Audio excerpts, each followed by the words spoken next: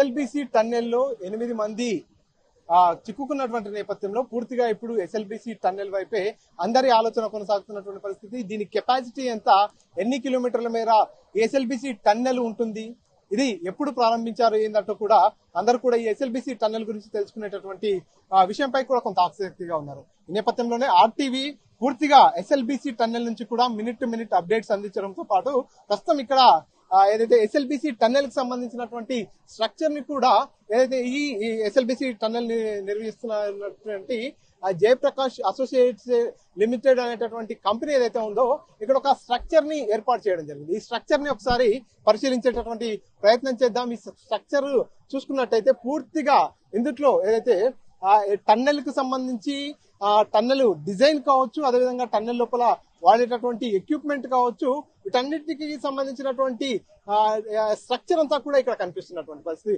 ఒకసారి చూద్దాం. ఫస్ట్ మొదట ఈ ప్రాజెక్ట్ కి సంబంధించినటువంటి లేఅవుట్ ఇక్కడ ఉంచడం జరిగింది. ఈ లేఅవుట్ ని పరిశీలించినట్లయితే పూర్తిగా ఏదైతే సొరంగ మార్గం గుండా ఈ నీటినంతా కూడా శ్రీశైలం బ్యాక్ వాటర్ నుంచి తరలించేటటువంటి నీటికి సంబంధించినటువంటి ఈ ప్రాజెక్ట్ లేఅవుట్ ఏదైతే ఉందో ఇక్కడ చూసుకున్నట్టయితే టన్నెల్ 1 ఇక్కడ 43.93 కిలోమీటర్స్, అంటే ఈ టన్నెల్ మొత్తం కూడా పొడవంతా కూడా 43.930 కిలోమీటర్లుగా ఇక్కడ కనిపిస్తున్నటువంటి పరిస్థితి.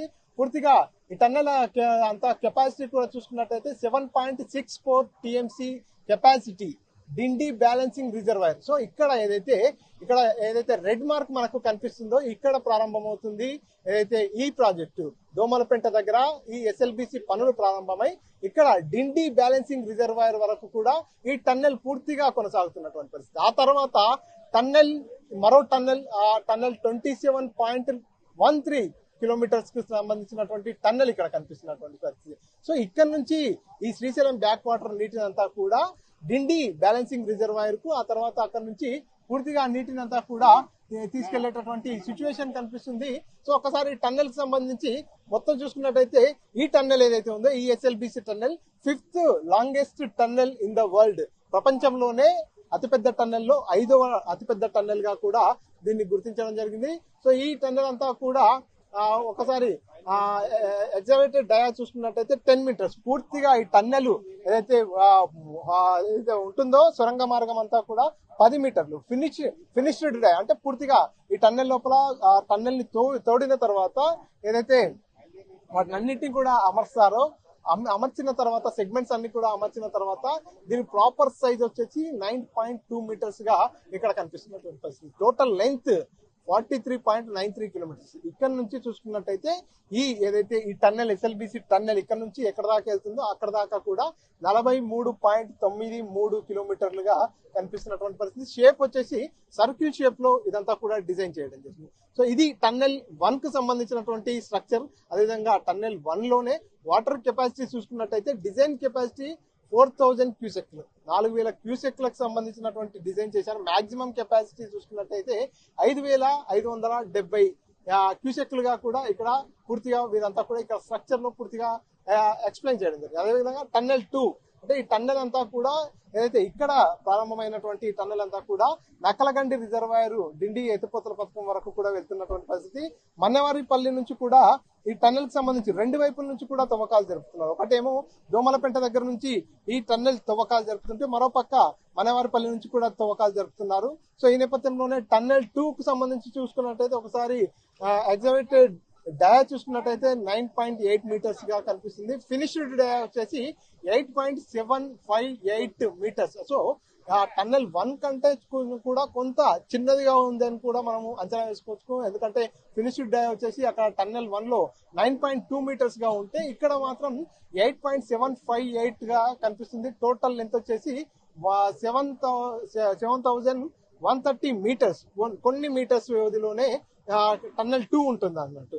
సో ఇదంతా కూడా ఈ షేప్ ఆఫ్ టన్నెల్ వచ్చేసి హార్స్ షూ మాదిరిగా ఇదంతా కూడా ఉన్నట్టుగా కూడా ఇక్కడ కనిపిస్తుంది. దీని కెపాసిటీ వచ్చేసి 4000 క్యూసెక్లు, మాక్సిమం కెపాసిటీ వచ్చేసి 4495 క్యూసెక్లుగా కనిపిస్తుంది. సో ఇక్కడ ఒకసారి టన్నెల్ కి సంబంధించినటువంటి స్ట్రక్చర్ చూసుకున్నట్టయితే ఈ విధంగా ఏదైతే టన్నెల్ అంతా కూడా రౌండ్ షేప్ లో సర్కిల్ షేప్ లో ఉంటుంది.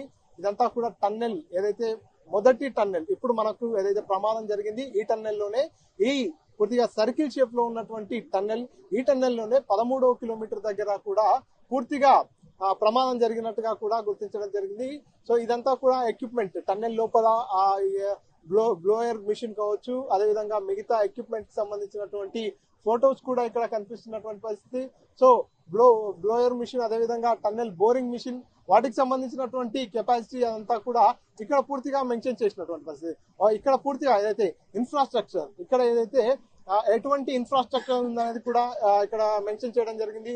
Roads, railway tracks, 33 kV HT line, వీటన్నిటికి సంబంధించి కూడా డీటెయిల్స్ పెట్టడం జరిగింది. 20 కిలోమీటర్స్ రోడ్స్ అంతా కూడా ఈ టన్నెల్ కు ఈ వర్క్ లో భాగంగా ఇక్కడ 20 కిలోమీటర్స్ వరకు రోడ్స్ వేయడం జరిగింది. రైల్వే ట్రాక్ పూర్తిగా లోపలి వరకు కూడా వెళ్లేందుకు రైల్వే ట్రాక్ అంతా కూడా 50 కిలోమీటర్స్ గా ఇక్కడ మెన్షన్ చేయడం జరిగింది.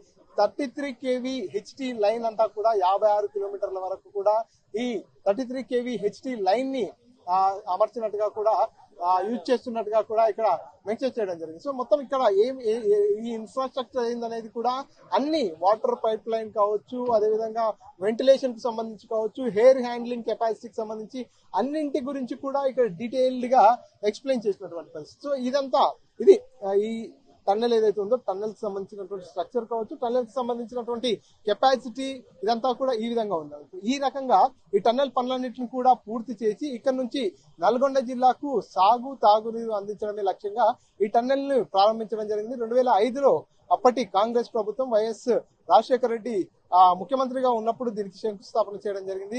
2006-7 సంవత్సరాల్లో కూడా పనులు శరవేగంగా కొనసాగినటువంటి పరిస్థితి. 2009లో ఒకసారిగా కృష్ణా నదికి వరద పోటెత్తినటువంటి నేపథ్యంలో ఈ టన్నెల్ అంతా కూడా ఈ వరద నీటిలో చిక్కుకుంది. ఆ కారణంగానే కొంత పనులు ఆగాయంటూ కూడా ఇక్కడ అధికారులు కానీ ప్రజాప్రతినిధులు చెప్పుకొస్తున్నటువంటి పరిస్థితి. మళ్ళీ పనులు ప్రారంభించిన తర్వాత పనులు ప్రారంభమైన 4 రోజుల తర్వాతనే ఈ ప్రమాదం జరిగింది. సో ఇది పూర్తిగా ఎస్ఎల్బిసి టన్నెల్ ఏదైతే ఉందో టన్నెల్ కి సంబంధించినటువంటి overall details. Camera person nursing రెడ్డితో మణికంఠ, RTV, SLBC టన్నెల్ నుంచి. మరిన్ని వీడియోస్ కోసం ఛానల్ ని సబ్స్క్రైబ్ చేయండి. లేటెస్ట్ అప్డేట్స్ కోసం వాట్సాప్ ఛానల్ ని ఫాలో అవ్వండి. ఆ లింక్ డిస్క్రిప్షన్ లో ఉంది.